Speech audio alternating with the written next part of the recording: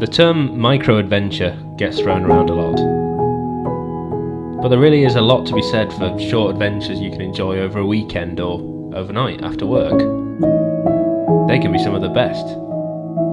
I left the office and headed to Epping Forest for a London work night bikepacking microadventure.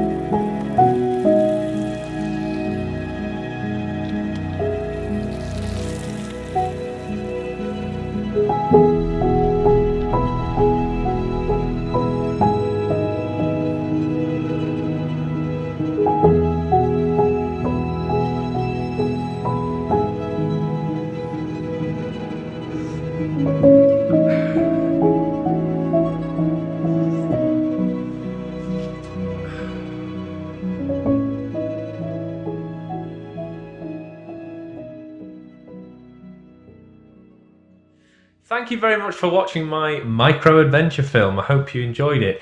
If you did, you know what to do. Give this video a thumbs up and consider subscribing to the channel. Share it with your friends. Any comments or questions, leave them in the comments box below and I'll be sure to answer all of them. So, like I mentioned at the beginning of this film, typically I work in London a few days a week in the office, and I thought it would be a good idea to break up the monotony of a working day and go on a little micro-adventure. So I set off after work, decided to follow a route that I'd planned, which took me out on the Regent's Canal and the Grand Union Canal, all of which was quite interesting because it took you away from the traffic. There's obviously no cars there, which makes a change for central London, and I headed up north to Epping Forest. Now, although it was a micro-adventure, actually quite a lot of interesting things happened during that ride. One of which was I got attacked by a group of geese, which really wasn't very enjoyable at all. If you've been there before, you know exactly what I'm talking about. It's a little bit scary, especially when you're right next to the water, because they just come at you. They have no fear whatsoever. As well as that, I found an amazing place for some seafood. So just by the side of the canal at Hackney Wick, I saw this Baltic seafood restaurant floating on a barge, which I thought was really interesting. It smelled amazing, and I tried it. It was incredible. I had like a battered prawn and chips, which was seasoned with like paprika and stuff. It was really, really good. And they've actually done quite well, that little restaurant, by the sounds of things. They've got thousands of followers on Instagram, so it's obviously very popular. But if you ever see that floating around, it does move from place to place in central London.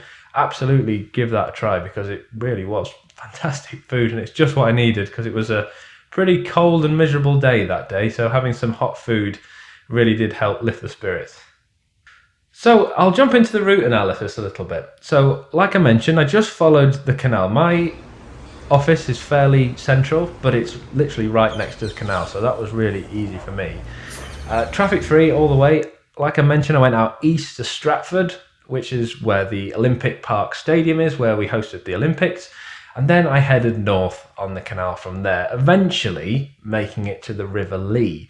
And that's actually where I was staying in that camping pod that you'll have seen. I'll come back to that later, because firstly I wanted to go up to Epping Forest, which I've never been to before, and I'd heard it was a nice place to ride.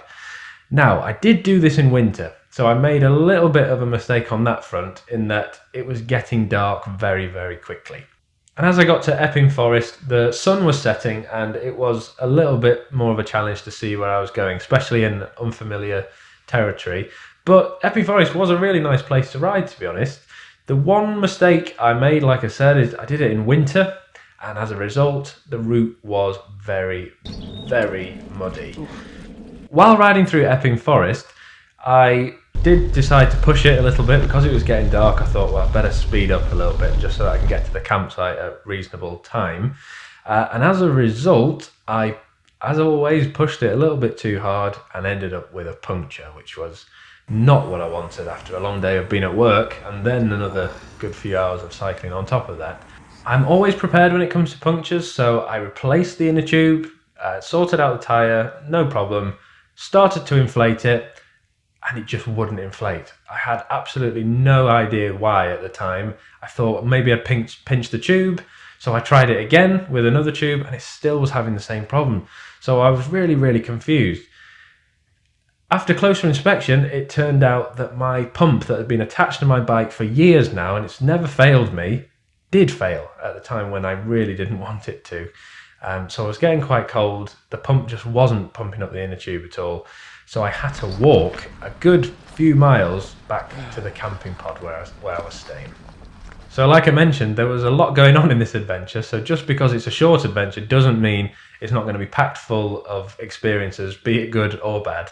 I made it to the camping site fairly late, sort of 8:30, 9 o'clock-ish. But I was just so relieved to get in there. I was staying at a really nice camping pod, actually. I've stayed in a few before, as you may have seen. If you want to check out my last video, by the way, where I stayed in a little bit more of a wild camping pod, just click that link at the top of the screen, or there'll be one in the description. But I did stay in quite a nice one this time, and it had everything I needed. So electricity, food, water, there was tea, everything that I absolutely needed. So, and a comfy bed. So it made that bit a lot less stressful. I could just relax and go to sleep, which was great. Thankfully, my campsite was very close to a train station, which is exactly what I needed the following day. Because I couldn't fix this tyre, I had to hop over to Ponders End, I believe the train station was called, and I could get a train straight into Liverpool Street, and then I could walk the rest of the way to my office where I was able to get a new pump and sort the tyre out. So my plan was originally the next day to ride back along the canal into the office, but I was conscious of time, and the last thing I wanted was to have another problem and then be late for work, because that wouldn't have gone down very well. So instead I took the sensible decision to get the train. But all in all, it was an adventure. It was packed full of experiences. And I'd absolutely 100% recommend anybody who's struggling for time to get out and do a bikepacking trip, just to take one night after work if you can, as a minimum. Or on a Friday night after work, so you've got the next day to maybe take it a little bit more steady. It's amazing what you can do in just such a short space of time, but it really is worth giving it a try. So I hope you enjoyed that micro-adventure film. If you did, please consider subscribing to the channel, give this video a thumbs up, and any questions or comments, stick them in the comments box. All of those things go a really long way to supporting this channel and helping it to grow. YouTube will start to recommend my videos more using the algorithm when it sees that people like the videos and people are watching them and people are engaged with them. So if you are enjoying these, I'm sure you appreciate they take a lot of time and effort to put together. So all of those things you can do really do support me, and I'll be very, very grateful if you do. And just before I go, consider following me on Strava and Instagram. All of those things are linked in the description, as well as a link to my website where you can find out a little bit more about me and the gear that I use. Thanks very much for watching, and I'll see you in the next video.